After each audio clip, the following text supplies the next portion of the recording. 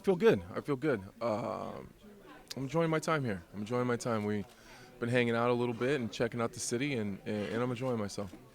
If we can start with your last fight against John Jones, what do you think went wrong in that fight? Man, I wish I had the answer. I still don't. I think sometimes you just have a bad day at work, and it just happened to be the worst day in my whole life that it could have happened, and I kind of knew that day when I woke up that like I don't know something's a little off, I'm sure lots of you guys have just woke up and just had a shitty day at work, It hasn't really ever happened to me before, but it happened the way it happened, and I wish I had the answer, but I don't. Do you think a rematch between you and Jones would be different if you have a good day? Yeah, absolutely. Uh, I think that I have the capability to give John Jones lots of problems, uh, and even having the worst day of my life, I still was in there. You know what I mean? I mean, there's guys that have had the best days of their life and been finished by John Jones. You know what I mean? So I was in there, and defensively I was good. I stopped lots of takedowns.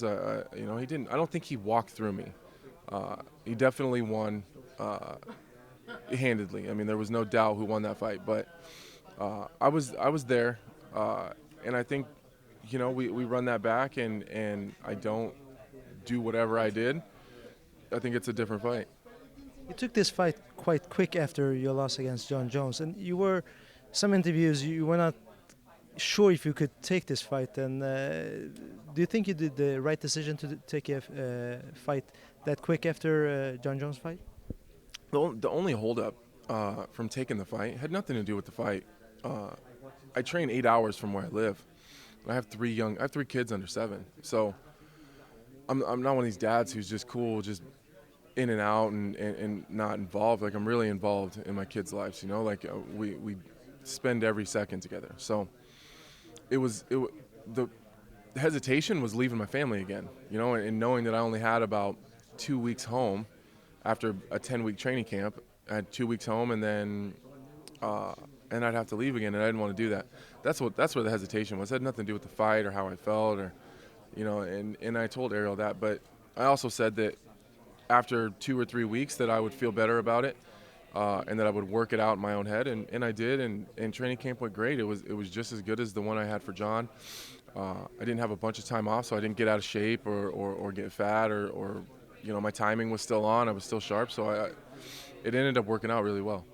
Do your kids watch your fights, or is it no MMA shows in your home? Yeah, absolutely. And not just my fights. I mean, my kids watch every fight card there is because I watch them all. I'm not just a fighter. I'm a huge fan too.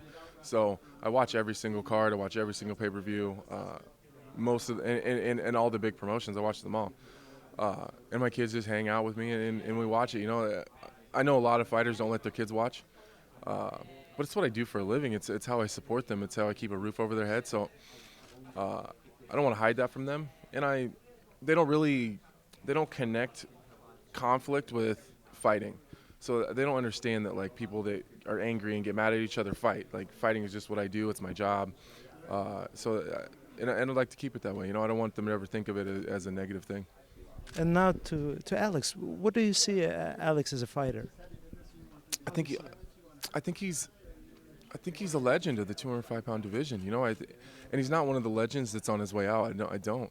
I mean, he's beaten everybody except for John Jones and Cormier in the recent future, or in the recent history. Like he got clipped by Anthony Johnson, but I mean that dude has knocked out lots of people. You know what I mean? So there's no, you can't hang your head about that.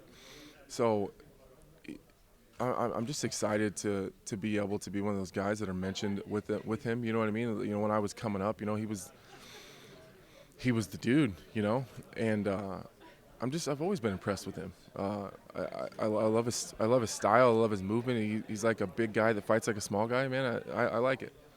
What do you have, not as a game plan, but what's your thoughts about the fight? How do you think you have to do to win this fight against Alex? Honestly, I don't know. I'm gonna figure it out when I get there, and that's how I'm gonna approach it. I'm done with this game plan shit. I'm done overthinking it. I'm an instinctual fighter. And I think I've handicapped myself a little bit and handcuffed myself, trying to figure out some foolproof game plan that's going to work, you know, like, and it's not so black and white. So I'm just going to go in and react, and I'll figure it out as I go. You know, that's what I've been doing my whole career. That's what got me here. I think that one of my biggest attributes as a fighter is I think I'm one of the best problem solvers in the UFC. And Alex is a big problem, and I'm just going to solve it on the fly. What can fans expect June 1st in Globe in Stockholm? I think fans can expect me to make up for the John Jones fight. It's something I've always been proud of, that I always show up and my fights are always exciting. So no matter what, if you take the time out of your day to watch me fight, I'll always make it worth it. And I didn't do that versus John. So I owe that back to the fans.